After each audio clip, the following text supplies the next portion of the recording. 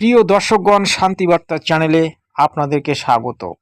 আপনারা মহাভারতের যুদ্ধে দেখেছেন শ্রীকৃষ্ণ ভগবান সুদর্শন চক্র হাতে তুলে নিয়েছিল এবং সুদর্শন চক্র দিয়ে তিনি ভারতবর্ষ তথা ভারতবর্ষের বাইরের অসুরগণকে নিহত করেছিলেন। কিন্তু আজ ভারতবর্ষের বুকে সুদর্শন চক্র আছে, সেই বিষয়টি কিন্তু হয়তো অনেকেরই জানা নেই। এই সুদর্শন চক্রটি আমাদের ভারতবর্ষে কিভাবে কাজ করে চলেছে, বর্তমান যুদ্ধে ভারতবর্ষ এবং পাকিস্তানের মধ্যে যে যুদ্ধ পরিস্থিতি, সেই যুদ্ধ পরিস্থিতিতে এই সুদর্শন চক্র কিভাবে কাজ করছে, সেই বিষয়টি নিয়ে আমি আলোচনা করব। তাই ভিডিওটিতে শেষ পর্যন্ত থাকবেন এবং ভিডিওটি পছন্দ হলে চ্যানেলটিকে সাবস্ক্রাইব করে নেবেন এবং ভিডিওটি আপনাদের ভাই বন্ধুদের কাছে বেশি বেশি করে শেয়ার করবেন। তাহলে চলুন ভিডিওটি শুরু করি। বর্তমান যুগের সুদর্শন চক্র, যে সুদর্শন চক্রটি বর্তমান পাকিস্তান এবং ভারতের যুদ্ধে ব্যবহৃত হচ্ছে, এই সুদর্শন চক্র পাকিস্তানের যতগুলি অস্ত্রকে ধ্বংস করে দিয়েছে এবং বর্তমানে ভারতবর্ষ এই সুদর্শন চক্রের জন্য সুরক্ষিত আছে। দুদিন আগে এই পাকিস্তান ভারতবর্ষের বুকে হানা দেওয়ার চেষ্টা করেছিল, বিভিন্ন ধরনের মিসাইল দাগার চেষ্টা করেছিল এবং ফাইটার যুদ্ধ পাঠিয়েছিল, কিন্তু এই সুদর্শন চক্র সমস্ত অস্ত্রকে বিফল করে দিয়েছে। তাই ভারতবর্ষের বর্তমান যে সুদর্শন চক্র, সেটা আপনি দেখতে পাচ্ছেন। এই অস্ত্রটির নাম হচ্ছে S-400 ডিফেন্স সিস্টেম। এই সিস্টেম ভারতবর্ষের মধ্যে আজ আমরা দেখতে পাচ্ছি, এই সিস্টেমের দ্বারা ভারতবর্ষ আজ সুরক্ষিত এবং সুরক্ষা महसूस করছে। আপনি জানেন ভারতবর্ষ তথা ভারতবর্ষের বাইরে যে দেশগুলি আছে, সকলের কাছে সব ধরনের অস্ত্র নেই, কিন্তু ভারতবর্ষে বর্তমানে যে সমস্ত অস্ত্র আছে অত্যন্ত আধুনিক। বর্তমানে ভারতবর্ষ এমন একটা যুদ্ধ পরিস্থিতি নিয়ে আছে যেটা অকল্পনীয়। ভারতবর্ষের মধ্যে পাকিস্তান বারবার জঙ্গি হানা দেয় এবং ভারতবর্ষকে উত্তেজিত করে তোলে। তাই আজ ভারতবর্ষ ক্রুদ্ধ হয়ে পাকিস্তানের জঙ্গি ঘাঁটিগুলোকে ধ্বংস করে দিয়েছে বা ধ্বংস করার চেষ্টায় আছে। আপনারা জানেন যে এই S-400 সিস্টেম রুশ থেকে এসেছিল এবং রুশ আজ ভারতবর্ষকে সুরক্ষা দিয়েছে। রুশ আমাদের পুরানো বন্ধু আর বন্ধু থাকবে। আপনি ভিডিওটিতে থাকবেন এবং দেখতে থাকবেন। দেখুন এই S-400 সিস্টেম, এই নিউজ বলেছে যে এই S-400 ভারতবর্ষের সুদর্শন চক্র, এই সুদর্শন চক্র ভারতবর্ষের সুরক্ষা দিচ্ছেন। বন্ধুগণ, এবারে আমি সুদর্শন চক্র সম্পর্কে আপনাকে বিস্তারিত কিছু তথ্য দেওয়ার চেষ্টা করব। এই সুদর্শন চক্র আমাদের খুব কাজে লাগছে এবং খুব কাজে আসতেছে। আপনারা জানেন পাকিস্তানের মতো দেশদ্রোহী, পাকিস্তানের মতো আত্মঘাতী দেশ প্রত্যেক মুহূর্তে ভারতবর্ষের মধ্যে হানা দিচ্ছে।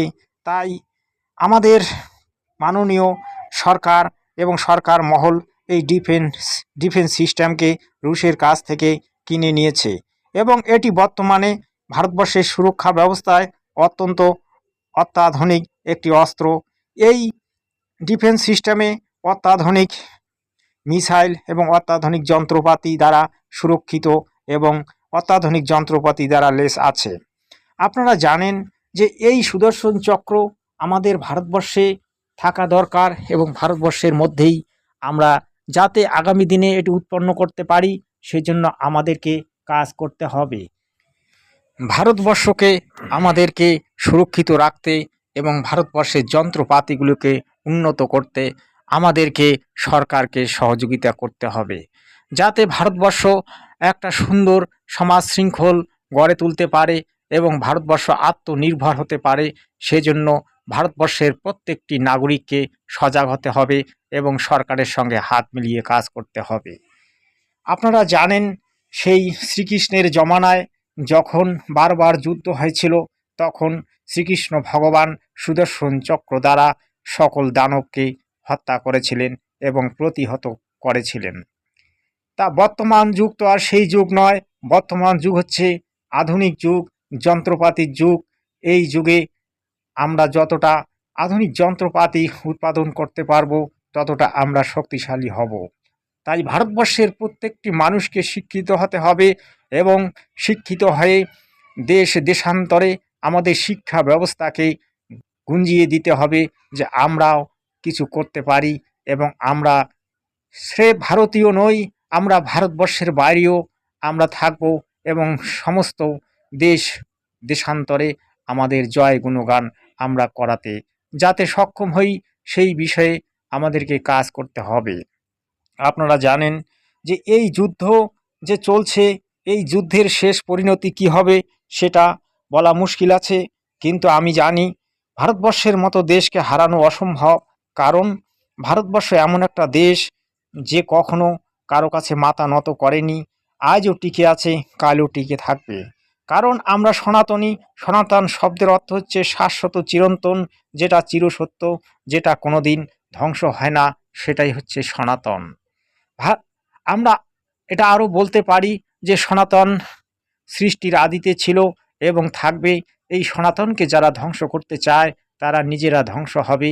তাই পাকিস্তান আজ নিজেকে ধ্বংস করার জন্যে আমাদের উপর কাঠ মরিয়া হয়ে লেগেছে, কিন্তু সে নিজেই ধ্বংস হবে। কারণ সে সাধারণ মানুষকে হত্যা করে, সে নিজেকে বড় করে তুলতে চায়, সে একটা জঙ্গি, সে একটা আতঙ্কবাদী, সে একটা ইসলামিক দেশ নয়। ইসলাম কখনো এই ধরনের কথা বলে না, ইসলামের শিক্ষা এটা নয়, কোরআন কখনো এই ধরনের শিক্ষা দেয় না। এই পাকিস্তান আসলে পাকিস্তান নয়, ইসলামিক দেশ নয়, এটি হচ্ছে আতঙ্কবাদী দেশ, যেটি আতঙ্কবাদীর জন্ম দেয় এবং টাকা পয়সা আতঙ্কবাদীর পিছনে খরচা করে। তাই ভারতীয়দের সজাগ হতে হবে, এই আত্মঘাতী পাকিস্তানের থেকে দূরে থাকতে হবে, এদেরকে কোনো রকমভাবে প্রশ্রয় দেওয়া যাবে না। যদি আপনি প্রশ্রয় দেন তাহলে আপনাকে পস্তাতে হবে।